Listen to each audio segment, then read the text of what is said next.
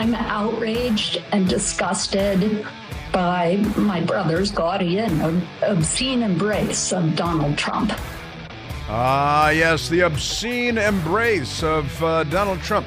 Was that the Kennedy family member, Kerry Kennedy? And wasn't Donald Trump just shot in the head about 6 weeks ago? Maybe, a little Kennedy family empathy. Huh? What do you think? Just a thought, Kerry Kennedy. Yeah. Well, happy Tuesday and welcome. That's right, the Kennedy family. Hey, think you'd be a little more, how shall I say, just a thought. Hey, Kerry Kennedy, Secret Service protection has been pulled from your brother. And the Democrats paroled Sirhan in California, just waiting for Governor Gavin Newsom to sign the paper to let him walk free. This might be the perfect time, don't you think, for Gavin Newsom to let Sirhan walk out the door? Because crazy times. Don't we have crazy times? We definitely have crazy times.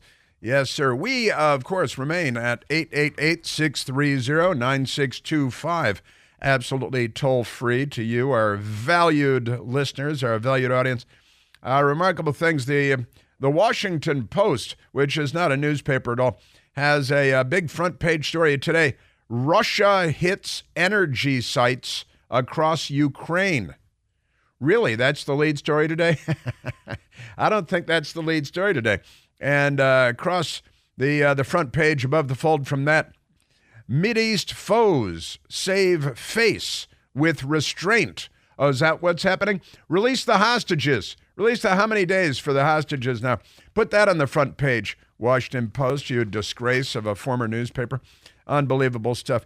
Also, you see this, I talked about him yesterday, the Telegram CEO. He's got an app. It's a social media site. It's an app, and he's got, he's a multi-billionaire and all this crazy stuff. I saw a report yesterday, and I haven't investigated thoroughly, but this guy who was arrested in France because France has got a bunch of lefties too, and they throw people in prison, throw people in jail for all kinds of crazy things, free speech-related things.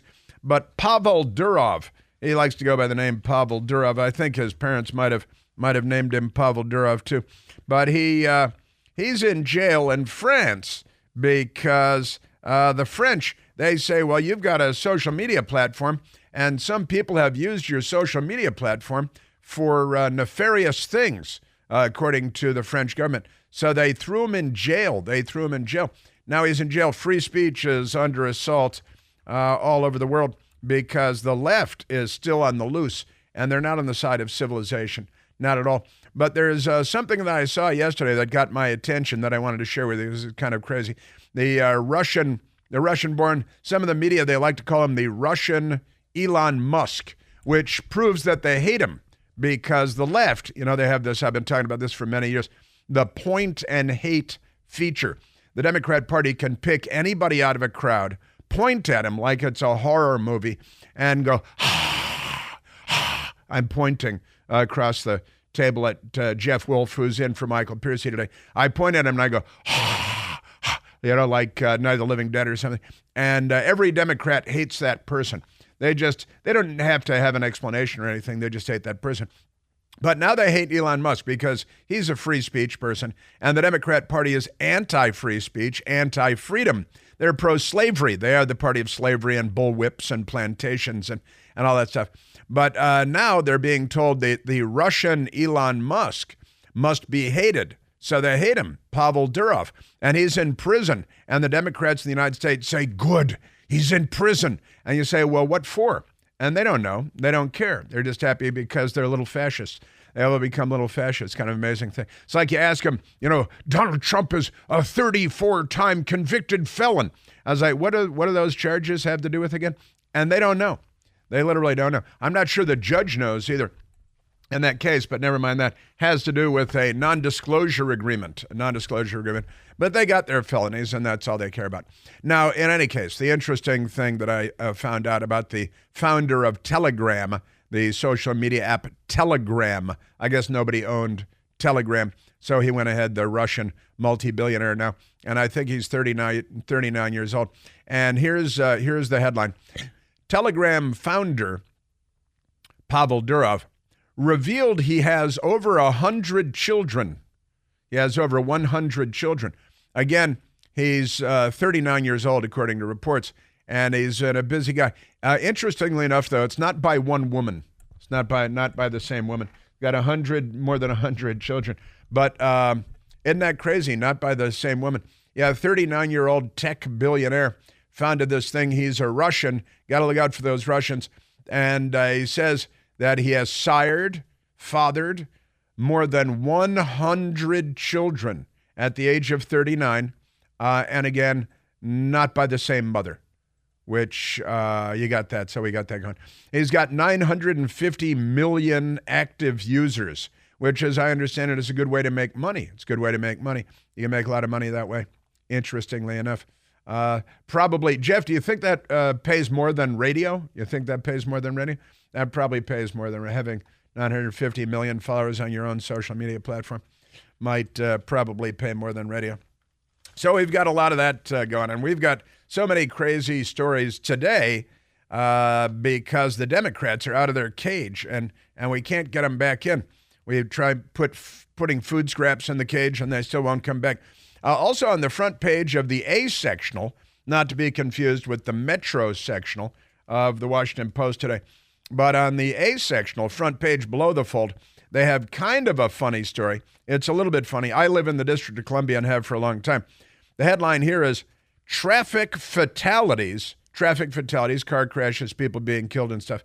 Traffic fatalities have doubled since D.C.'s Vision Zero promise. They've got a promise. They call it Vision Zero. And the Democrat, who is she, Muriel Bowser, Bow Wow Wowser, of Shanana. And when she came in 10 years ago, she said, we're going to have zero traffic deaths within 10 years because she's got a plan. And it's called Vision. She has vision, a vision. Vision Zero. Why zero? Is that like Coke Zero and all these other zero things?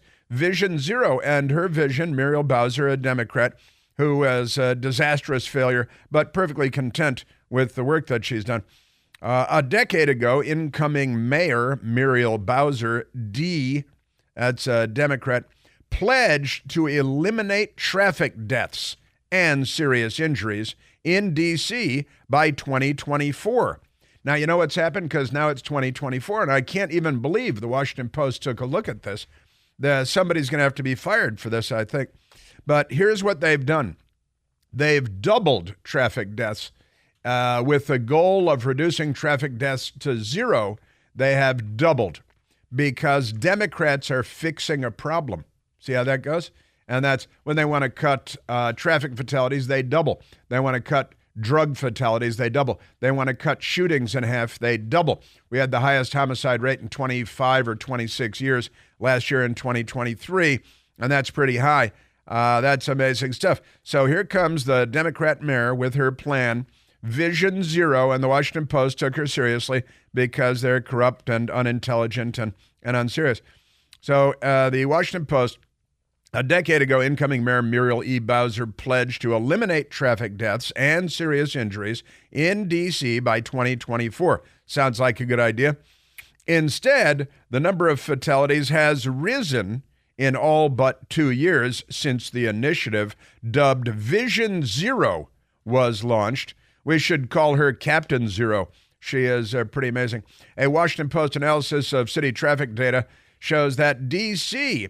is on track this year to match last year's traffic death toll of 52. We're a very small city. We're only 61 square miles of dirt, not counting the river, which marked a 16-year high. So she came in 10 years ago saying, I'm going to reduce traffic deaths to zero. She's got them up to a 16-year high. And hang on, DC's Vision Zero plan has relied heavily on camera enforcement, traffic cameras, to catch speeders who are more likely to cause dangerous crashes. But the Post found that of 32 people killed in traffic crashes so far this year, nine of them died within 250 feet of traffic cameras because the traffic cameras don't have the intended effect, the desired effect. Amazing stuff. The traffic deaths, the data shows, fall disproportionately. Hang on, because here it comes. The traffic deaths fall disproportionately. Where does this go? Where does this go, Jeff? It goes to race, of course, because Democrats and the Washington Post.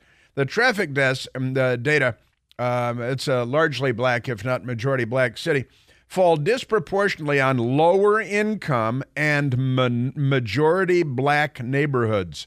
If it's majority black neighborhood, aren't you a majority at that point and not a minority? Because the word majority is right there. I can see it right there. Majority black neighborhoods in Wards 7 and 8. That's because the Rothschilds are causing the traffic accident.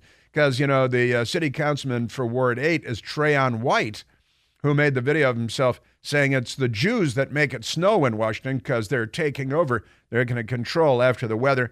And he's going to be reelected in January. He's going to be sworn in again for another term in January. He's going to be win election again in November, probably in a landslide in Ward 8. Trayon White will, because the Jews, So just amazing stuff. So wards 7 and 8, and as you might imagine, there are at least 8 wards in Washington, D.C., since we have wards 7 and 8. But wards 7 and 8, majority black wards, account for half of the fatalities this year. And that's racist because the Democrats. Transportation officials say the program is moving in the right direction. The transportation officials say it's moving in the right direction because we're at a 16-year high and traffic deaths have doubled. And then they tell the Washington Post that they're moving in the right direction. That is to say, if their goal is to get more people killed, then it's moving in the right direction. It's moving in the right direction. Despite fatalities doubling and major injuries remaining high. The cameras work. That's the quote they have here. Said Sharon Karishbaum, acting director of the D.C. Transportation Department. She blamed a small number who flout the law. That's true of everything, isn't it? Don't you think? That's like war crimes and murders and everything else. It's just a small number of scofflaws. I like the word scofflaws because it makes me laugh. So for rising deaths, a small number who flout the law. The Vision Zero office added that it takes time for cameras to affect driver behavior. Really? Like 10 years? Because that's pretty amazing stuff. But experts say D.C., like other cities, has not been aggressive enough in enforcing traffic rules. That's what we need, a more fascist government, maybe more of a shakedown. The thing is the traffic cameras aren't about anything other than collecting revenue.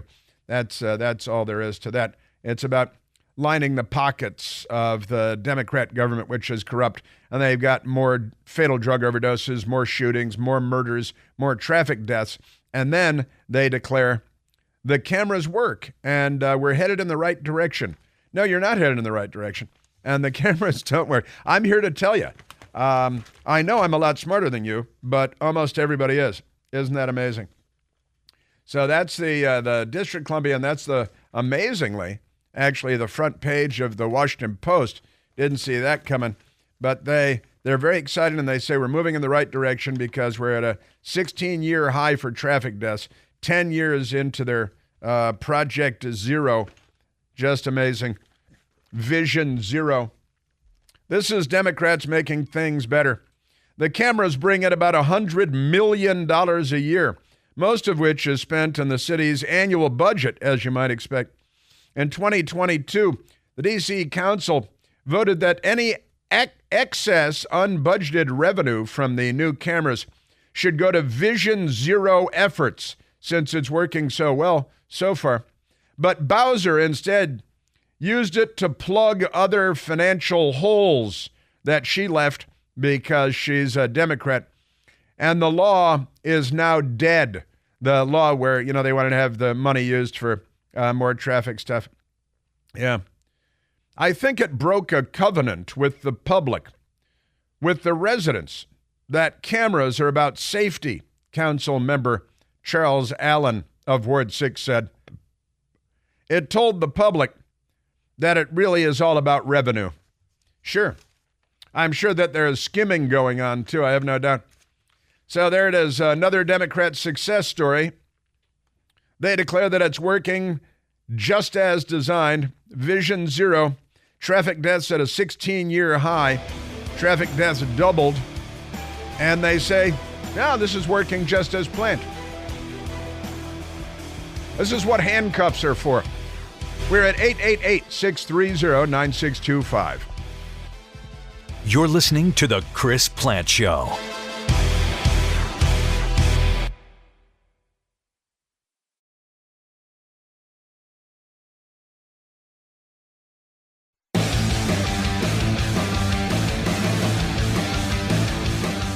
Just went off there on the D.C. traffic, little jag on the D.C. traffic cameras because fatalities doubled, and then the Transportation Department in D.C. tells the Washington Post that the program is moving in the right direction, despite fatalities doubling. That's your government at work. We're from the government, and we're here to help. Traffic fatalities have doubled since D.C.'s promise of zero is the headline online. Isn't that amazing? Just remarkable. All right, let's... We've got LGBTQ news and professional golf. Dude looked like a lady, but not really. Remarkable stuff. Crime, mayhem, and right now, Jeff, let's go to the telephones. Let's go to Denny calling from Annandale, Virginia. Denny, you're on the Chris Plante Show. Hey, Chris, nice to talk to you, bud. Welcome. Nice. You do a nice job as usual. I know, just real quick, and I want you to be the first to hear it, and everybody else. There's all this talk about Harris being the absentee, not wanting to do interviews, and all this other nonsense. Well, my thought last night was, and I said, I got to call Chris tomorrow. And well, guess who's going to all of a sudden come down with the COVID? So that'll give her another 10, 12 days off. So you think she's looking to avoid doing interviews or press conferences? No, not at all. That's not even. She might even come up with pneumonia. Who knows? I mean, I am joking you. I'm not joking you about they've got that up their sleeve. That's part of their arsenal, is to pull that nonsense on us. That's on part of the game plan. Even though she's vaccinated and double and triple also, I'm going to get into this, Denny. One of the stories today, one of the headlines is that Kamala is looking for a way out of the scheduled debate with Donald Trump. And I believe that's true also. This is the Chris Plante Show.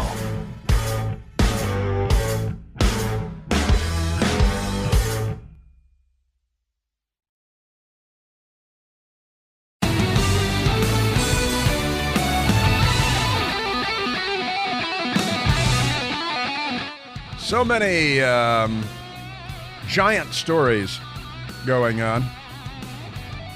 Politics in the United States, free speech under assault, Western civilization committing suicide.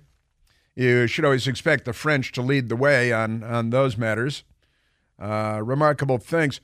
And when the Russian tech entrepreneur, Telegram CEO, Pavel Durov was arrested after landing in Paris in his private jet late Saturday night, the alarm bells went off, as you might expect, around the world. The Washington Times, a real newspaper, unlike the Washington Post, has a front page story with a picture of the Telegram CEO, Pavel Durov, who apparently has at least 100 children at the age of 39.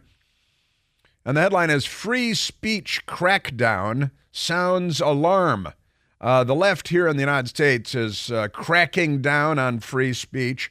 They're anti-free speech. They're pro-state-run, and I've got news on several levels on this today because Mark Zuckerberg of Facebook fame has sent a letter to the U.S. Congress and the Speaker, and it's quite fascinating about how the White House and the government came to him at Facebook to crack down on free speech that was unfavorable to the Democratic Party because they're basically fascist in their orientation these days. But free speech crackdown sounds alarm. France jails Telegram founder, Rumble chief, flees Europe. Rumble is another platform where you post videos, and you're doubtless familiar with it. And the head of Rumble was in Europe, and he said that he better get out of there because the fascists are on the march again. They call themselves liberals, but they're not.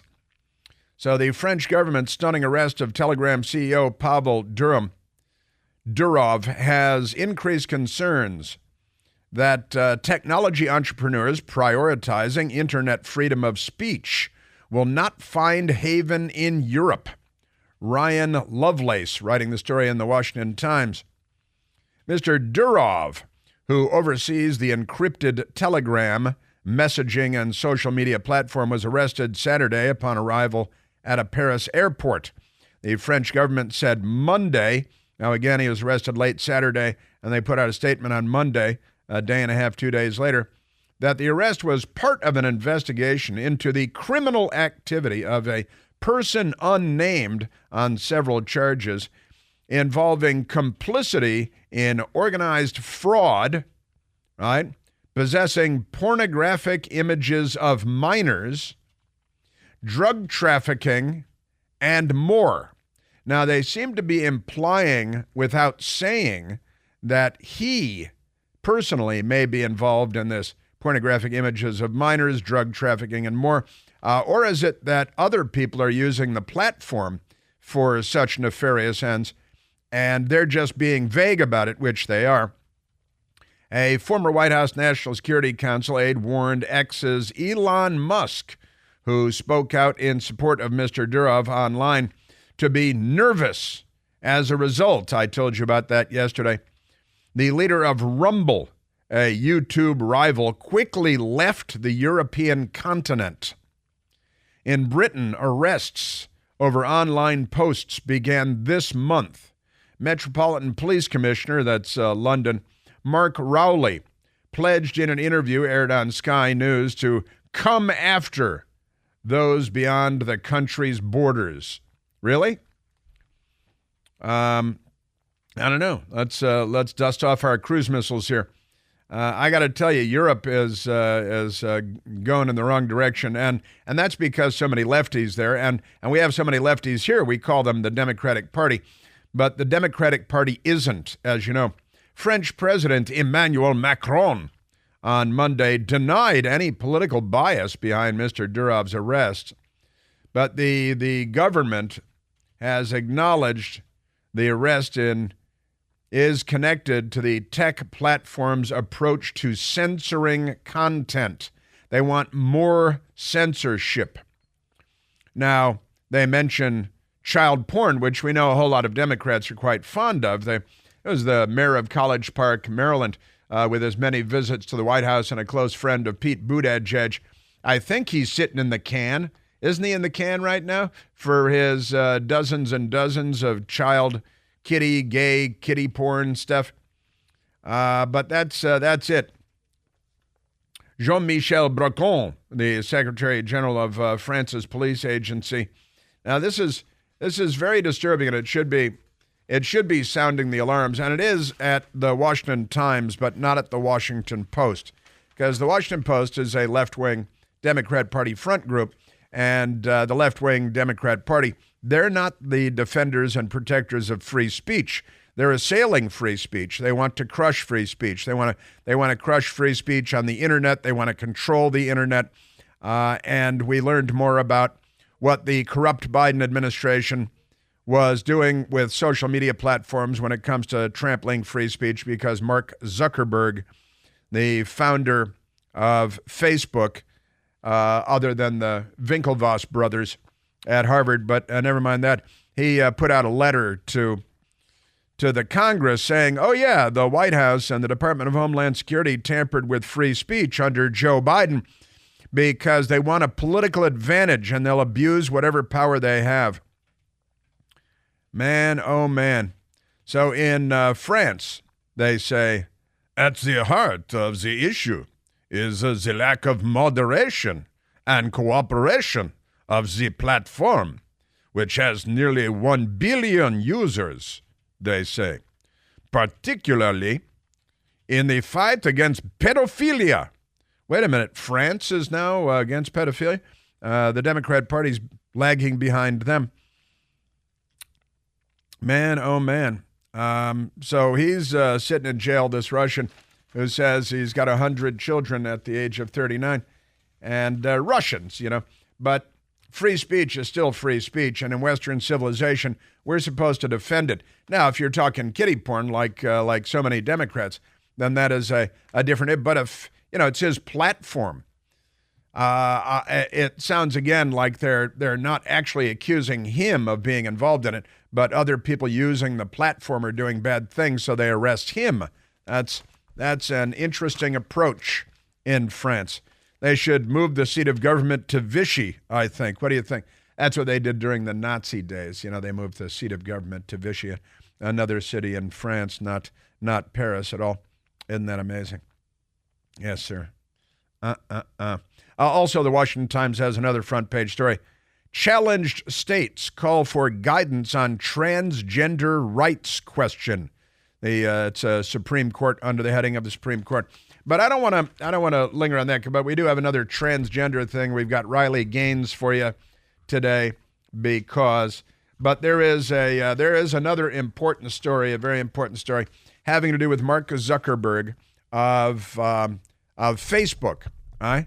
And this is pretty wacky. But Mark Zuckerberg has sent a letter to the Honorable Jim Jordan, the chairman of the House Judiciary Committee in the House of Representatives of the United States Congress. And the letter matters because it's about our federal government being filthy, corrupt, fascist, un-American, anti-American, anti-free speech, and all that good stuff. And those ought to be looked at as problems because those are definitely problems, those things. But let me go to the crazy stuff here now. The Fox News Channel has one of the stories on this. Mark Zuckerberg admits Biden administration pressured company to censor Americans and more top headlines. Now, here's the crazy thing. The Fox News people.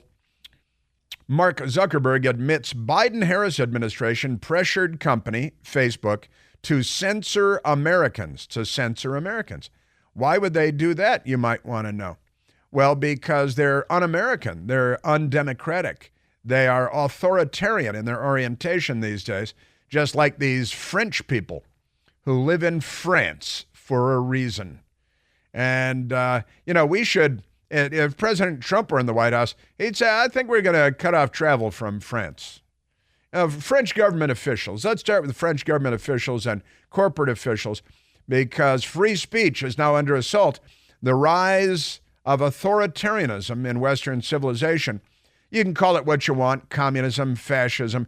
There's very little daylight between communism and fascism, but the Meta CEO, Mark Zuckerberg, admitted in a letter Monday that his company, Facebook, was pressured by the Biden-Harris administration to censor Americans, particularly regarding COVID-19 content.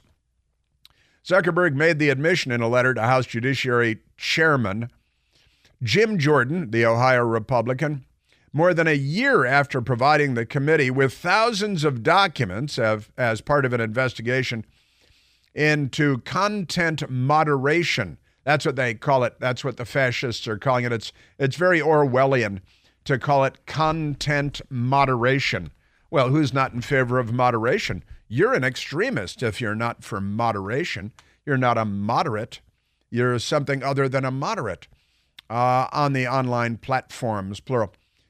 Along with documents, the Meta CEO said the company has provided a dozen employees to be available for transcribed interviews, stressing Meta's cooperation with the congressional investigation.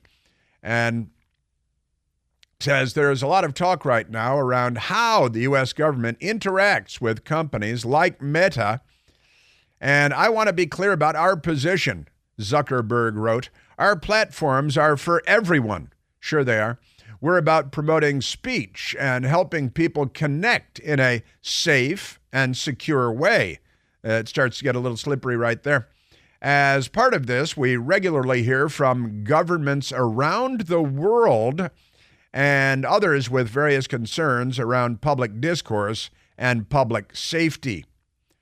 He told Congressman Jim Jordan that in 2021, senior officials from the Biden administration and White House repeatedly pressured our teams for months to censor certain COVID-19 content, including humor and satire. If you had a mocking meme or anything like that, then they would want to crush that. They want to put the kibosh on that because they're not in favor of, their boys, Saul Alinsky, and they're all Alinskyites, Hillary's an Alinskyite, and Barack Obama's an Alinskyite, Saul Alinsky.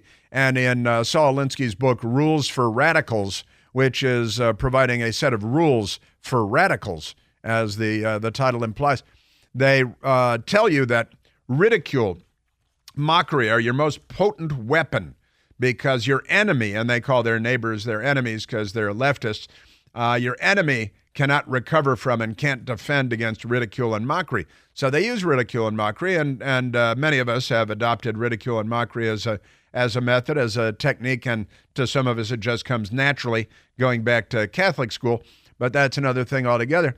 But they don't like it when they are mocked and ridiculed. And so when memes are put out mocking them for their, wearing a mask by themselves in their own cars and panicking when they see somebody go by on the sidewalk, we make fun of them. And then they say, well, that's got to be banned. You can't mock us because their orientation is authoritarian, not democratic at all.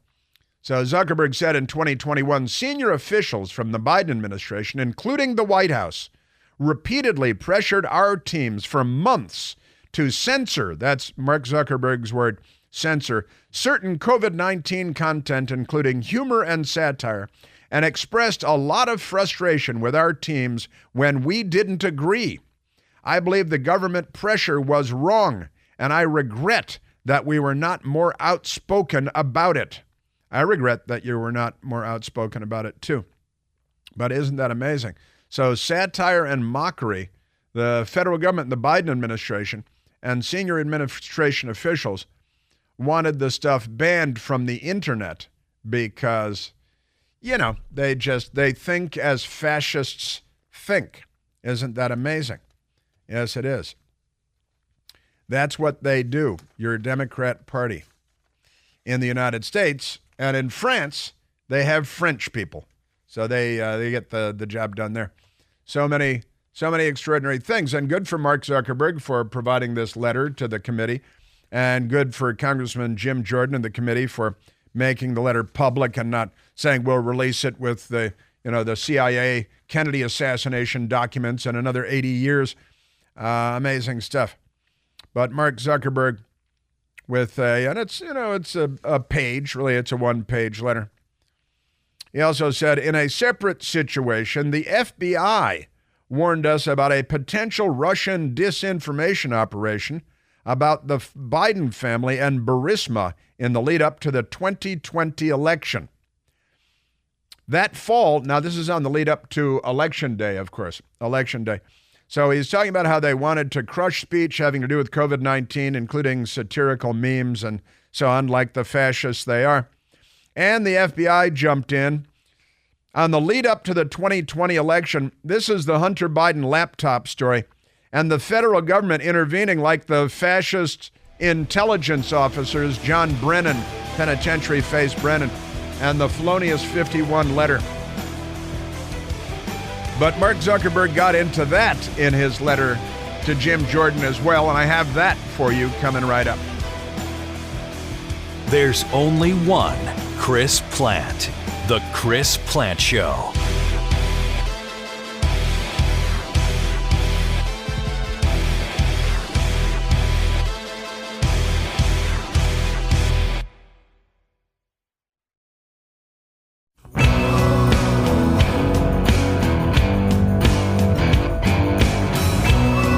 All right, I want to get back to Mark Zuckerberg and his letter to Congress and the government tampering in our election because there are a lot of corrupt people in there, very corrupt people. So we've got that coming in. Let's in the meantime, Jeff, let's take a phone call. Let's go to Mike calling from Lisbon, Ohio. Michael, you're on the Chris Plant Show. Hi, thank you for taking my call. My concern is that J.D. Vance and Trump the last week have been kind of giving the pro-life and pro-family community in the country kind of the middle finger by saying they would not sign a law that would ban abortion nationally. Most pro-lifers know this will not happen at all. But the real kicker, though, is will not do anything about the abortion pill. 60% of all abortions today are done by pills. And so anyway, I'm just calling. I've been involved in the pro-life movement locally since 73. And a lot of pro-lifers I know, they're really upset about this. And I don't know why the Trump team is doing this, because they're going to disenfranchise or make us feel like we're not wanted anymore. I mean, we've had to deal with this locally for a while, for a long time actually, in working in the Republican Party. But I don't understand why they're doing it. I think they're going to turn people off. It's going to be a close election.